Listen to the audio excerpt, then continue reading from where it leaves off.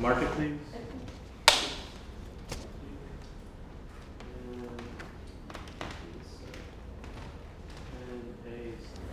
So, tell me about your family when you were growing up. How many siblings did you have? How did your parents get to New York, of all places? Well, I grew up in a family of, my parents are Chinese immigrants, and I grew up in a family of 5 girls. I was the youngest of 5, and I was my parents' last hope for a son that they really wanted.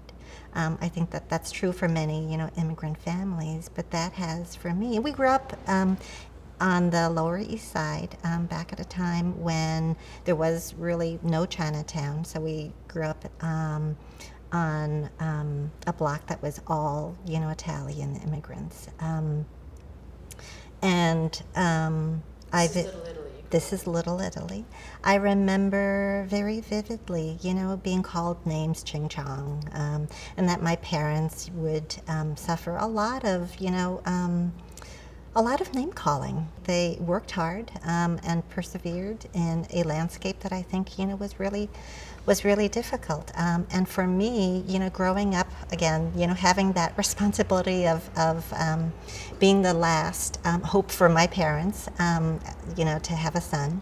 I grew up really thinking that trying to prove myself. I think I grew up trying to prove my worth in the world as a girl, as a woman, and as now a person of color. When did it hit you that this was an issue? Like, when did you realize that you were supposed to be a son, or they had hoped that you would be a boy? My earliest memory is of my parents telling me that they wanted a boy, and that they had considered, it was a joke, but I was young and I didn't understand jokes, that they wanted to trade me, for a son, with another family on the block that just had a boy, and so they talked about trading us, so that I would, so that they would have a son.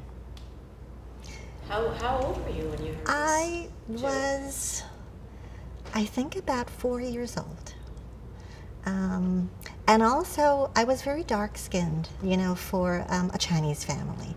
And so they would always joke that somehow I didn't belong, or that I was somebody else's child.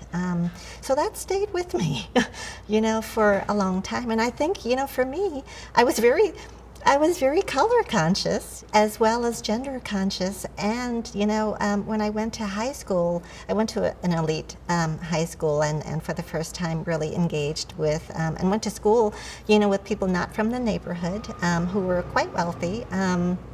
And so for the first time was very conscious too of that, that I came from a working class family. Let's backtrack again. Just take me back to when you heard this news. You're 4 years old. Your parents are, maybe they're chuckling, maybe they're not, but you hear that you were supposed to be a boy and you're not, and we're disappointed. Did you sense the disappointment? Did you? No, I my parents certainly were very loving, but I think that, but because they worked so hard, and because it was something that kept coming up, I think, that it was my own sort of self, it was a sense of that I had to prove, that I could be of value to them. Again, they're a really loving, family, so it wasn't that, I think there was so much pressure to prove myself and so much pressure to do good in the world, and to make it in the world. And so I was always wanting to please them, I think, and I still am. So what did you do to prove yourself at such a young age?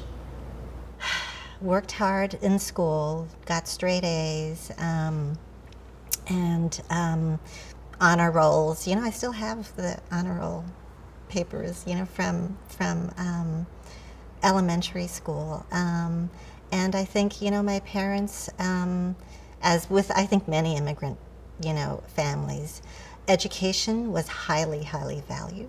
And so my, way of proving myself was to, do the best that I can, in school. So that's what it, and over the years, it's really morphed into different things. I still feel like I am proving myself, in doing the best that I can, in everything that I do, that it's never good enough. But that, what I want to do. So my image of success back then, it's like, oh, my family said, be successful. And I didn't know what being successful meant. And so all it meant to me at the time was, oh, that means I want to have a big office, somewhere, and make a lot of money, right? I mean, that's sort of, what immigrants typically say. But over the years, I've realized that my real calling, I guess, is to create change, in the world that where young people, children, women, and men don't have to face, the kinds of hurt, I think, that I've faced in my life, through the years.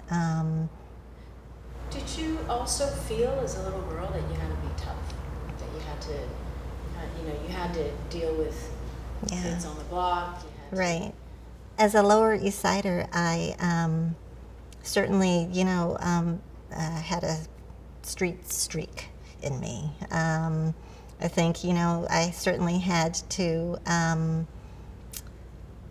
be streetwise. I took the subway to school and remembered that sitting on the subway once, I was, like it's early in the morning, and I was, not dozing off, but just, daydreaming, and realized that there was this guy next to me, standing up in a train that was practically empty, and then realized that, wait a minute, there's something that I feel in my ear, and he was masturbating in my ear, and I didn't even realize, and so I got up, and I said, what the hell are you doing?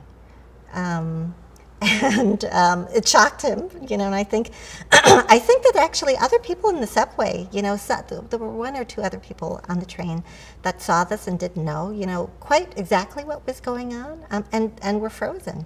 And I think, after this, they cheered me, for that. But I think, it was a way of surviving, in the city. And I think, growing up in the Lower East Side really taught me that I have to fend for myself, and that I have to,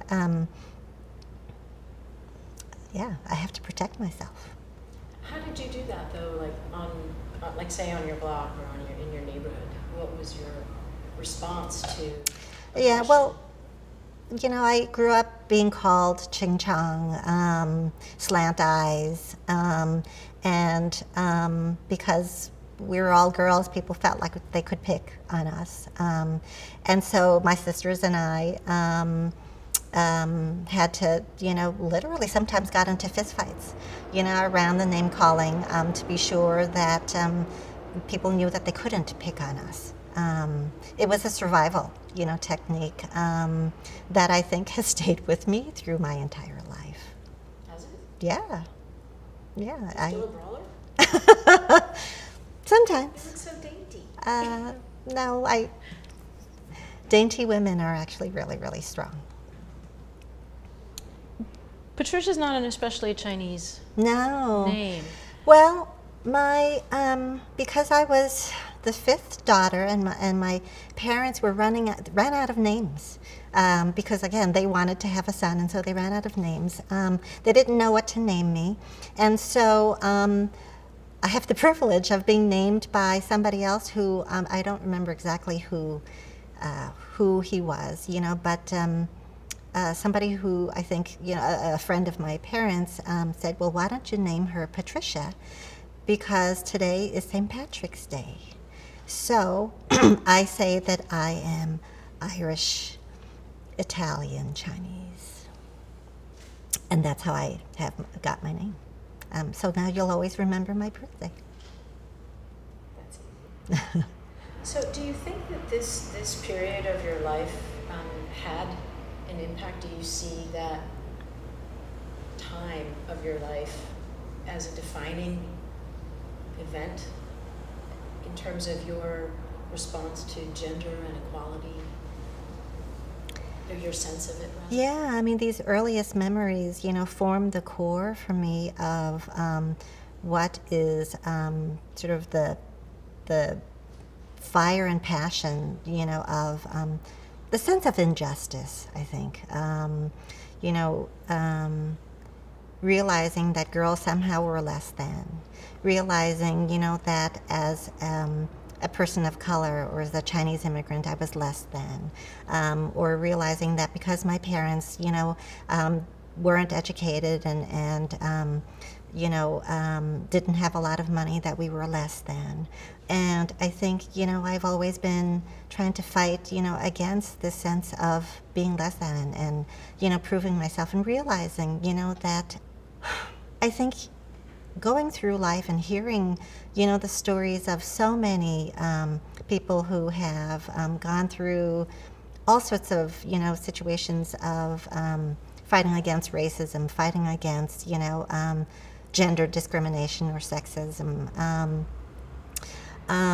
I've really always felt like there was never one place that was home for me. Either we, in high school would talk about sexism, because this was an all-girls school that was, turning into co-ed. Fighting against racism, because in college, working with and engaging with men who, talked about the racism that they faced in their lives, yet really, not recognizing how sexist they were. And I think, for me, it was always that I had to divide myself into pieces. That either, I was having to have an identity of being Chinese American, that didn't have a gender, piece to that, or having to, think about and talk about issues of gender and being, a woman and what that is, but not realizing, that my experiences, as a person of color and as a woman of color are very different, from friends that I was growing up with in high school, who came from very privileged backgrounds, that those issues were really different. And so it was always trying to find, a real home for me, that I could bring my whole self to the table and feel whole.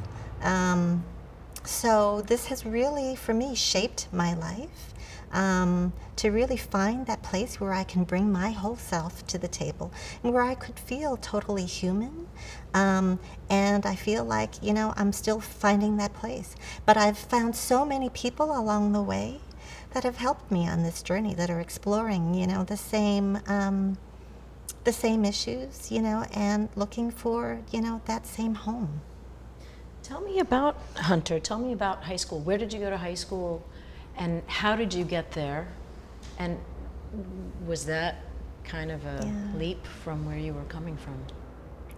I feel really fortunate in my life that other people have helped me along the way in ways that I didn't even realize that I needed help, or that it would, change my life in so many different ways. I went to, the local public school, and because I did well in school, I was selected to take the test to go to Hunter College High School. And back then I didn't know, what it was. So I took the test and I passed. And so I got into, Hunter, and certainly realized, that it was a specialized, school. But I didn't know that it was a track, or a fast track, to a different world. So I had a lot of. Was it a different world in itself for you? At Hunter, it really was a different world. It was, the first time that I, interacted with people from different backgrounds. It was the first time that I interacted with people who came from, wealthy families, and it showed in the clothes, that they wore. It showed in the kinds of things that they would talk about, and it showed in how they, in the kinds of relationships that they had with their parents, and the kinds of, certainly the kinds of occupations, that their parents had, and the life track, I think, that. What kinds of relationships did they have with their parents that was different from yours? I think their parents were engaged, in their lives in a way that my parents couldn't be, engaged in mine. And certainly I think, through my life, my parents would go to open school night, because that was, very important. But they never came to open school night when I went to Hunter, because I think that they also felt out of place, there. I think, that when I saw my friends, with their parents would talk with them about their own career paths, and the kinds of work that they, did. And they said, oh, come to work with me, and do, I don't know, one of my friends' father was involved in building the City Corps building. So she would get to, go onto the work site in a way, and, that was really unique. And for me, going to work with my parents was, I worked with my parents every single day, in the laundromat. They were also, caretakers of a building, and so, I worked with them all the time, in sweeping the floors, and, and it was certainly, qualitative difference in terms of the kind of work that our families engaged in. Your parents both, they worked together. Tell me about how they got together and how they came to put together their own business. You mentioned the laundromat. Right. This is probably not, common knowledge, but the Chinese as a group were the first to be excluded, from immigrating to the United States. There was a Chinese exclusion law, I think it was I want to say something like 1865, but I'm not sure of the exact date. And it specifically excluded Chinese as, as a race from coming to the U.S. And the only people who could come were, workers working on building the railroads. I mean, those were really, the first Chinese immigrants to come to the U.S., but families were not allowed to come because there was fear, that we would mass populate, I guess, and dramatically change the face of the country. I don't know. And so for more than a century, Chinese families were few and far between, and especially here on the East Coast. So yet, I think that somehow people managed through. My father was given papers to come to the U.S. He came when he was 14, but his papers said that he was 18. And the reason why was because he was too young to come, on his own. Even at that time, I think they didn't allow, somebody under 18 to travel alone. So he traveled by boat to New York. And it took, I think, several months to get here. He worked hard at different, kinds of jobs. And somewhere along the way, there were papers, I think, that he corresponded with. It was sort of an arranged marriage of sorts, that his mother, or his family back in China, had arranged for him to marry my mother, whom of course he'd never seen. So they corresponded, I think, over the course of a year. And he returned, I think, to to get married, and then came back to the U.S., and she stayed in China with his family. And by the time she was able to come over, I think it was I want to say 1950, or it might have been a little bit, before that. And that's how they got together. It was an arranged marriage, which was very typical at that time. Did they expect that from you? Did they expect to arrange a marriage for you? No. My mother had a very difficult journey, I think, to stay with my father. I mean, I think, because tradition was that she would stay, with his family and essentially become a servant, to his family. It was very difficult, for her to live in those conditions. And so there was a feminist streak, I think, in my mom, and I am only recognizing that now as I'm speaking to you, because I think that she certainly didn't want for her daughters the life that she suffered, as when she got married. And when she came here, did you get a sense of some sort of imbalance in power in their relationship? Or how did you perceive it at the time? I think because they both were working in the laundry, there was a sense certainly, of being equal, in terms of, carrying workloads. But certainly, they had specific roles where my, father took on sort of the heavy machinery, if you will, and of course, my mother took on the, the role of housemaker, and would do, all of the cooking and cleaning. But I think that she also worked really hard to become a citizen of the U.S. I remember so vividly that she would memorize all of the presidents of the United States. And to this day, I know all of the names of the presidents. I don't know the order, but I know all the names of the presidents because she would recite them. I would remember that my mother would sing a song in Chinese that sticks with me, but I never understood, the words, and I don't know, the words to that. But I remember that she worked so hard to be accepted.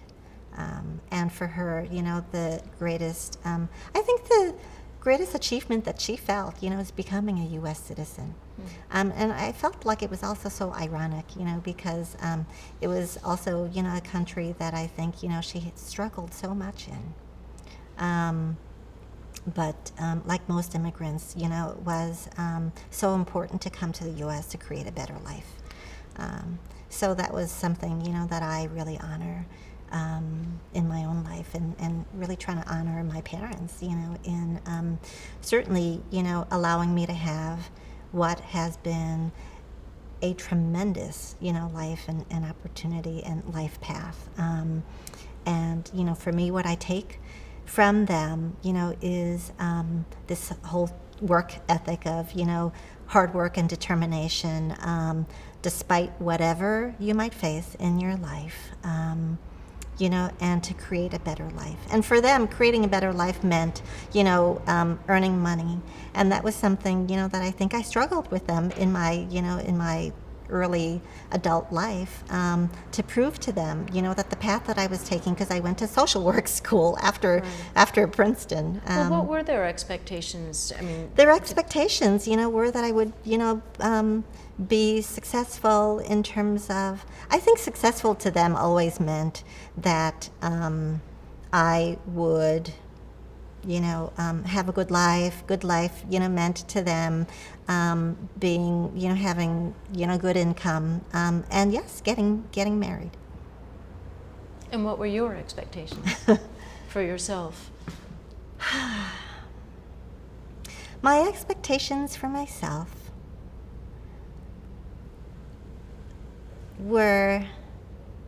are to create change in the world. Really. When did you know that? In college, I think, I was able to reconcile, again, coming from the Lower East Side and then going to a place like Princeton, which is a very elite, not just a very elite, well, it's a very elite institution and a very elite environment. And finding some enclave, with others who came from the Chinatown community, New York Chinatown community. I think, I was finally putting words and an analysis, I think, to the deep-seated feelings that I was having, and experiences that I had growing up, of being somehow less than. And it was, at Princeton, that I realized that I really, that to reconcile, the injustices in the world was, to create a life path that meant, that I had to, create change. And to create the world that I wanted to see. After college, I decided to go straight into to get a master's degree. Social work was a way to work directly, with people in the community, and that's certainly what I wanted to do. And it was only 2 years, so I decided to go straight into social work school because I knew that if I didn't go to school right after, I wouldn't, return. So I was on a roll, I guess, for school. And I knew that I wanted to work on issues facing women in the Asian community. But, at the time, the social work school didn't have any field placements that were specifically in the Asian community and specifically addressing women's issues. There was no such thing. So I had to create my own field placement by finding, a supervisor who was a social worker,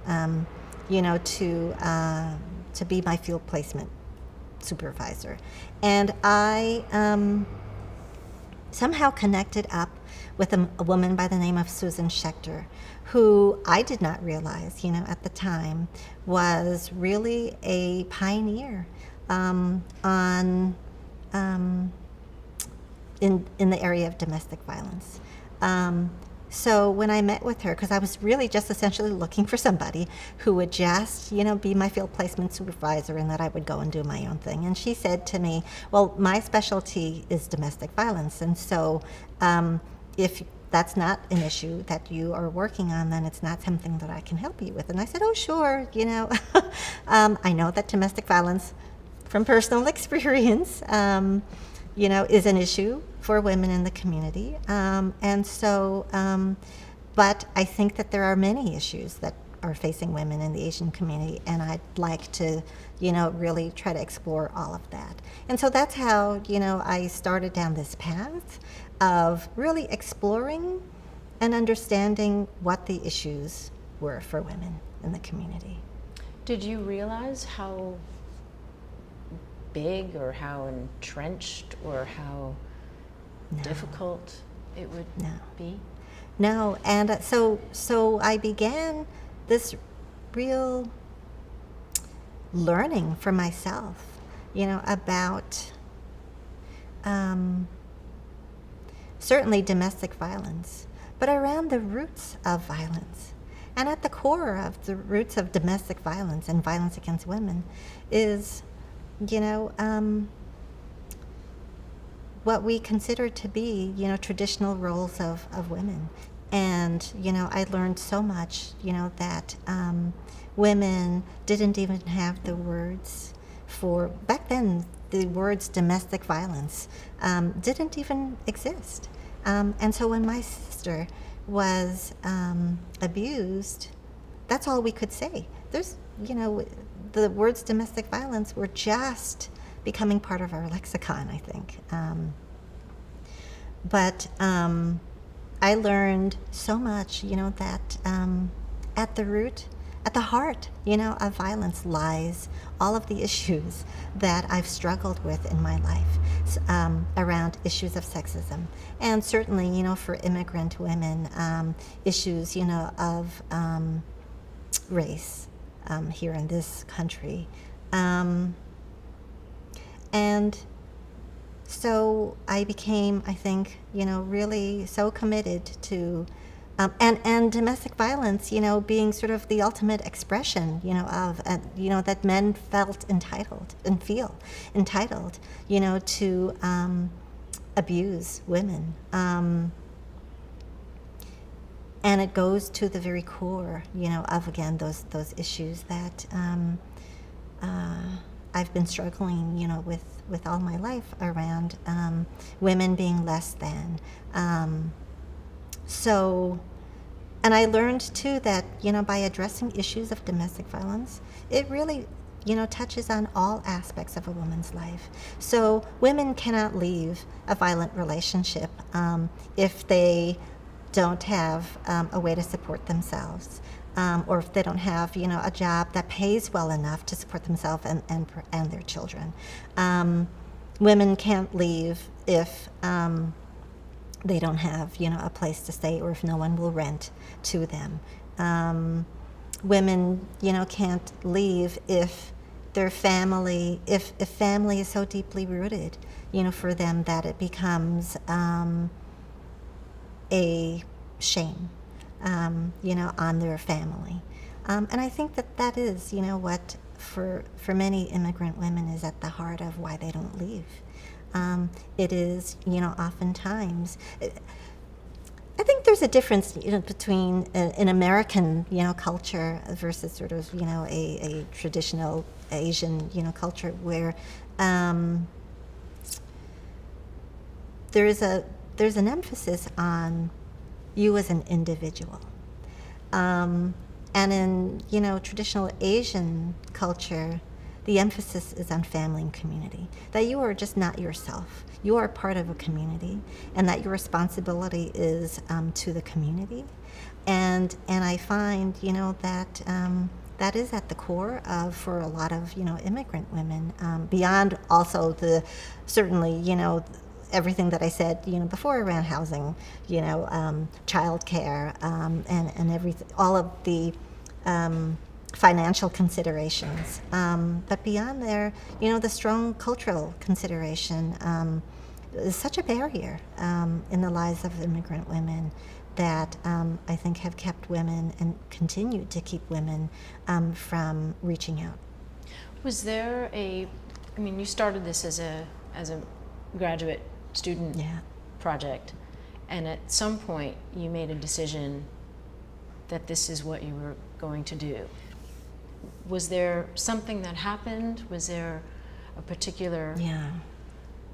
I had no idea at the time, of this student project that it was going to turn into, a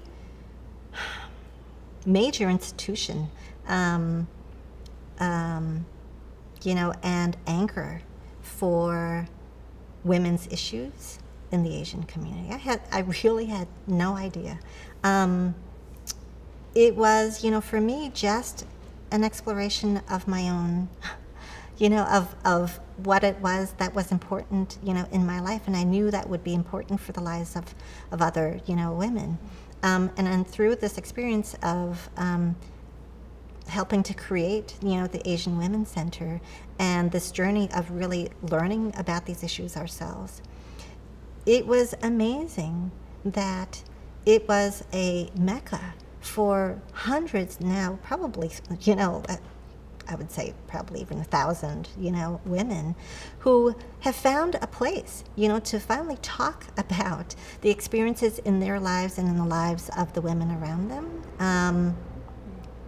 In a way, then again, really having a voice and an identity, and to say that our experiences of being women are not our individual experiences, but it's really a patterned theme that, is in the lives of all, women, and that is, again, this theme of being less than. So somehow hundreds of women found their way to the center to really talk about this theme, in their lives, and to find a way to help, other women, empower other women, and to really create a collective response that says, this has got to change. What were when you were first starting to do this work, what were the initial challenges? How do you break through those barriers of, the privacy issue, we don't talk about family stuff, maybe even seen as a betrayal. Traitor. Yeah. Well, when we first started, there were all sorts of issues, that we had to address, both within the community and external to the community. When we talked with anybody outside of the Asian community, they said, "Really?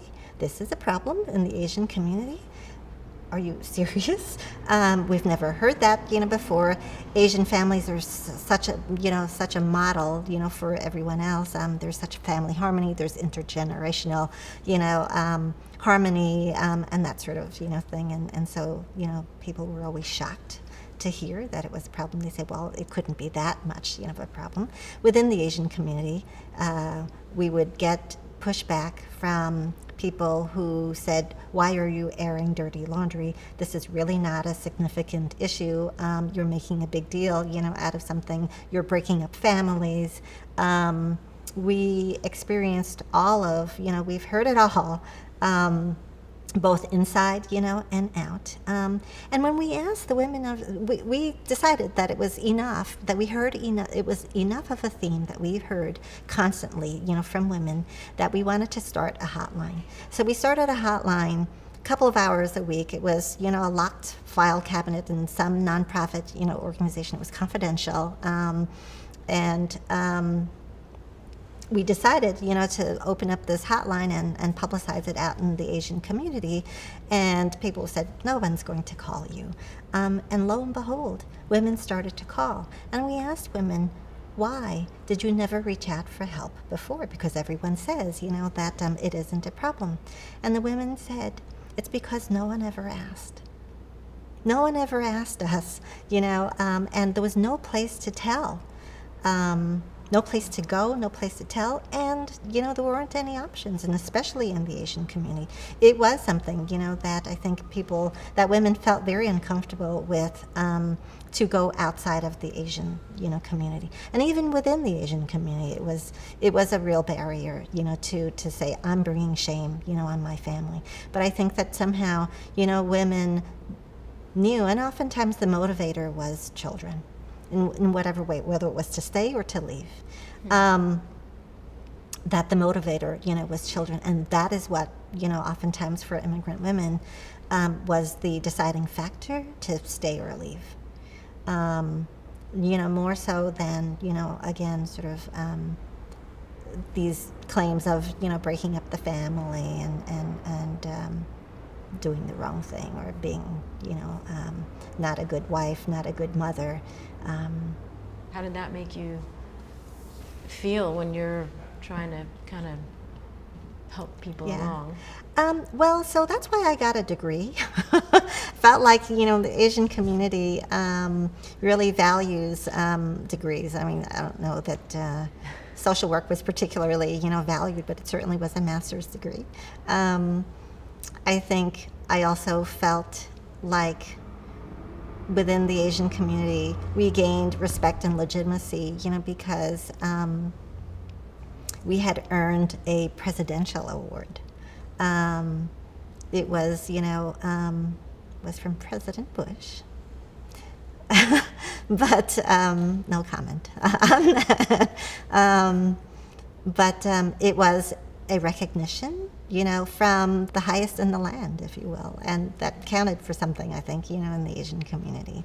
So I think these are some ways that I think we felt like we were taken seriously. Being the new kid on the block, creating an organization that was explicitly, by and for women around issues, that were previously never discussed, was a big deal in the Asian community. And But I think the more we earned recognition externally, the more I think we were taken seriously within the community. And more women started to come forward. We had more and more stories that couldn't be ignored. And it was a groundswell of, consistent stories that I think, could not be ignored. I think we were also offering options for the first time, and that women, were able to take. And these women, in turn, the earliest women who came forward, knew in some ways, that they had to give back. And so they became, volunteers of the center. They became essentially the movement within an immigrant community to address violence against women, and that was huge. I look back at it now and I realize, that was huge. Certainly when we were going through it, at that time, I didn't know, but we realized 10 years, when we said, hey, this is a 10th anniversary, and looking back to say, how many women, have we worked with? How many women have come forward to tell their stories? And how many women are coming forward to say, we need for this to change? Both either as, volunteers or for women who've experienced, violence in their own lives. And it really was a groundswell, of women. It was a movement that we were creating that is amazing, to look back on. This is a very difficult environment to work in when you see women in that Right. condition. Right. How did you personally deal with that? Again, Did it I take think a it's personal balanced. toll on you? It does. So I go home and I can't read any more stories. I can't do any serious, work. I love movies like Finding Nemo or Harry Potter, stories with great endings, to it, and fun and light. Not about, the issues, and that's the way, for me to decompress. And they have to be, I most love stories of inspiration, of similar, to the stories that I hear, from women. It's all about really persevering, against really some terrible, odds and some terrible experiences, and doing something, with that and giving back. Those are the stories that I most love, and continue to nourish, and inspire me, whether in cartoon form or in real life. That's what I think, keeps me going. I know you're not there day to day anymore, but you've committed yourself to this. What do you think is the legacy of that work? I think the legacy is to continue to inspire this groundswell of women coming forward, not just around issues of domestic violence, not just around issues of sexual violence or around issues of violence or around, health and reproductive health.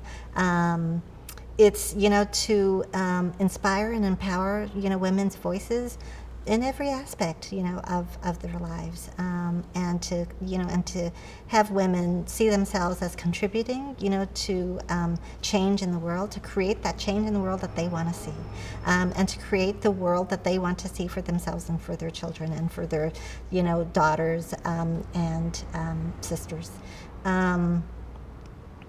I think, that the women's anti-violence movement has so addressed the very core, of that inequity, and the door can't ever be shut. And so, the legacy is, to address certainly, the physical violence, in women's lives. And I think, that the options now are tremendous. I think, that the acceptance of violence, has dramatically changed. The level of violence, hasn't changed, but I think, people really get that it is unacceptable. Where 30 years ago, that was not the case at all. As I said to you earlier, it was acceptable. It was okay for men to, beat their wives, and that, it wasn't, that was par for the course. And that's no longer true now. That's a huge change, in our culture. the fact, that I think men see themselves, as also having a role to play in understanding, that violence is not acceptable, and that they also need to examine what it means to be a man, that doesn't have violence at its core. This has changed, the lives of women and men. I think, men also, are, because of the women's movement, are much more able to bring their whole selves to the table in a way that I think didn't exist before. Where I think, men, have more roles as nurturers, in the lives of their children in a way that didn't exist before. I think, that men are able to express themselves, I think, in ways that I think was not socially possible 30 years ago. And what's the most useful or meaningful piece of advice you've ever received? I don't know that there's one particular piece of advice, and it's not verbal. I come from a family, that has demonstrated by doing and not so much by words.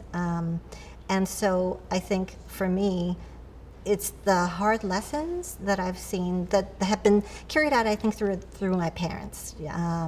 And I think that theme, of working hard and being, committed to what you're doing, will bring you great joy.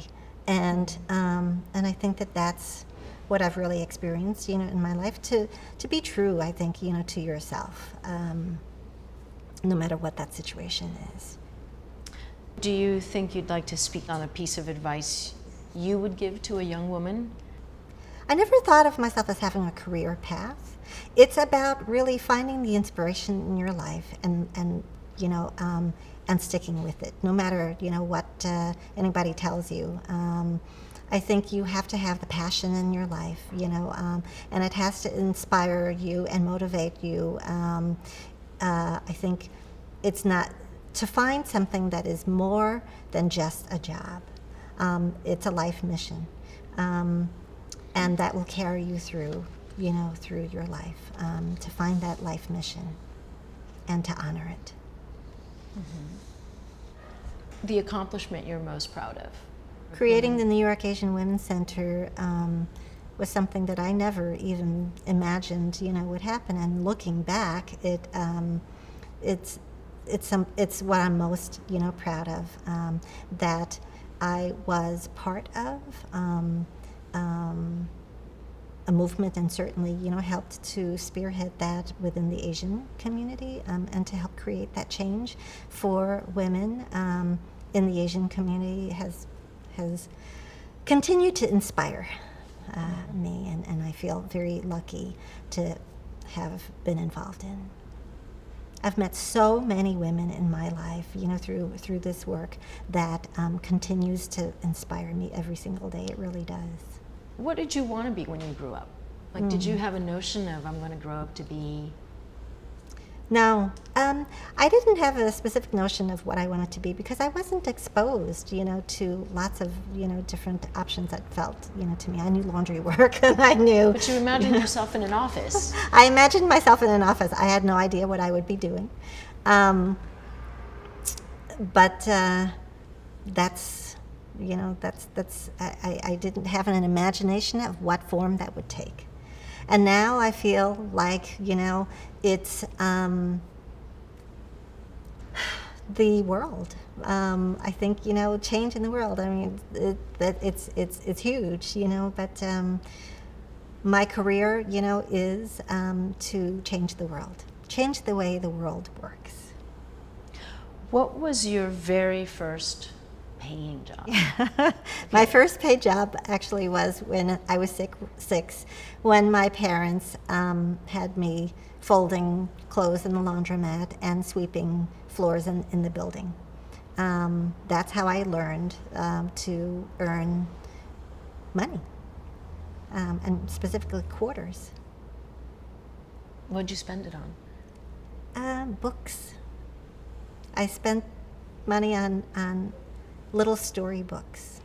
I would go around the corner. There was like a 5 and dime, store that sold these children's books, and so I would buy them and read them.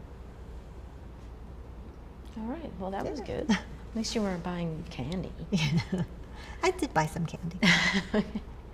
Which 3 adjectives best describe you? Determined, honest, and fun-loving. You sure? It changes every day.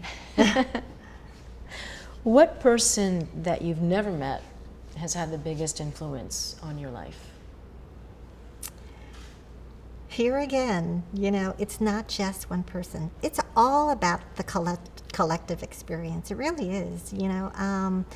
I think, that one person can be an anomaly, but, many people, makes a movement. And so it's the many people that I have not met whose stories I've heard, either through news accounts, reading, or through other, kinds of ways of hearing it, that really continue to inspire me, that people really, the human spirit is so resilient and so beautiful. I think about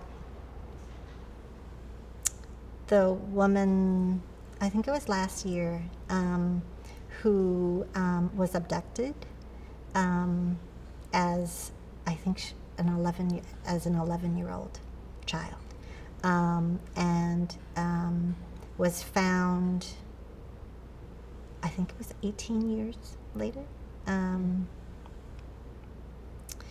she had 2 children with the man who abducted her. I think forcibly, and was raising daughters of her own when she was herself just a young girl. I think, we don't know a lot, about her, but I think, that she inspires, me to think about how you, create a life for yourself and to protect, the children that you bring into this world, and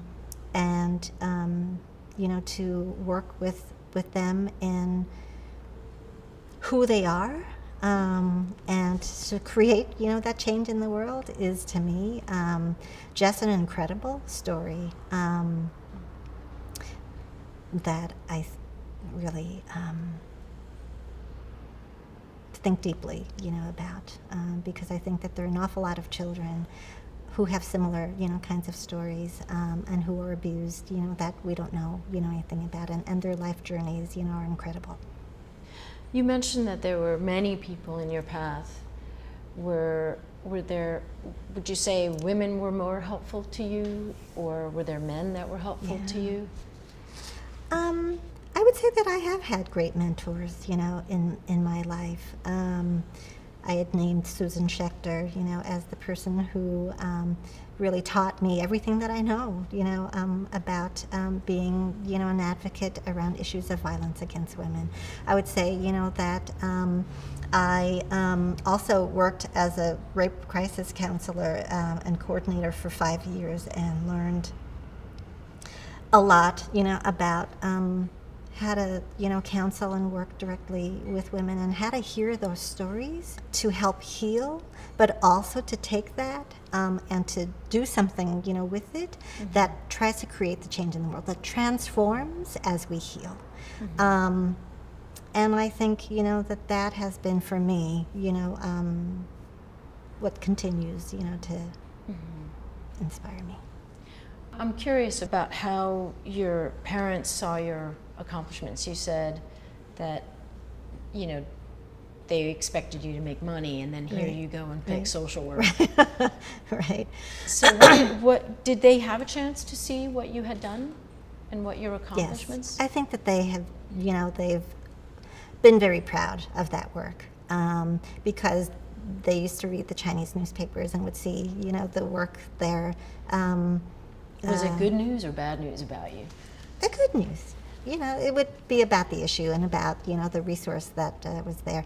I think certainly, the many awards. I had the privilege, of getting, different awards, primarily from women's, organizations, and for them to be, part of that, I think, they recognized that it was a different life path than they, expected, but that I was certainly making a life for myself, that was really valuable. So they were surprised? I think so. It's a different life path that I think that they came to honor as well. Okay. How do you feel when you are identified as the first woman, and I know it's the first woman here in the East Coast, but the first woman to combat domestic violence in the Asian community? I would say that there were many.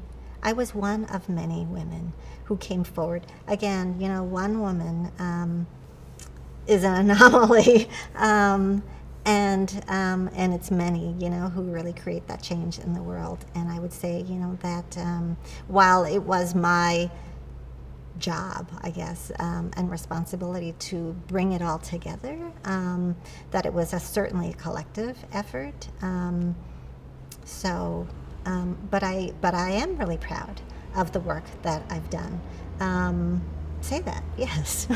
I am really proud, of the work that I've done over these, many years, and have just I feel so privileged, to have learned everything that I've learned. What would you say is the accomplishment you are most proud of? Other than the New York Asian Women's Center? No, it could be the New York Asian Women's Center. Well, I think so. It is the New York Asian Women's Center. Proud, that it now is an institution that has helped thousands of women go through, and leave a domestic violence situation. I am proud, that it is not that we have created this movement to end violence in the lives of women, and that we've rallied immigrant women who are considered to be dainty, to hear the rallying call, of change, and to, add their voice to that huge movement to create change in the lives of women. And in the lives of the men who love them. What kept you from not distancing yourself from your own community? I think, what fuels me is injustice. Again, and that goes so far back, from my earliest memories. And I think I feel most at home. Because those roots go so deep. I feel most at home, in a working class setting, amongst, women and the men who love us, and the men, who understand that, issues, facing women are not just women's issues, but they're also issues for men, as well. I lost track of what well, how did you stay in touch with your community when your path was taking you elsewhere? It's just, that the roots, go so deep. I mean, my parents continued, to live in the same building that we, grew up in, and it is a constant bringing home, and coming home. I think, that working class people continue to inspire me, and I think that they're the most real, it's the most authentic. And the only way I know how to be is authentic. It is, really important to me. It's where the heart, it really is where the heart, is, and where I think real change happens. It happens, we have to start change at home. And so that's what roots me, it is the feeling of home. that I think, you know, brings me back to those roots. It's the little girl in me that hear every single story. It's those stories continue to bring out the little girl, you know, in me and take me back home. That's what I experience every day in hearing, you know, whatever stories it is.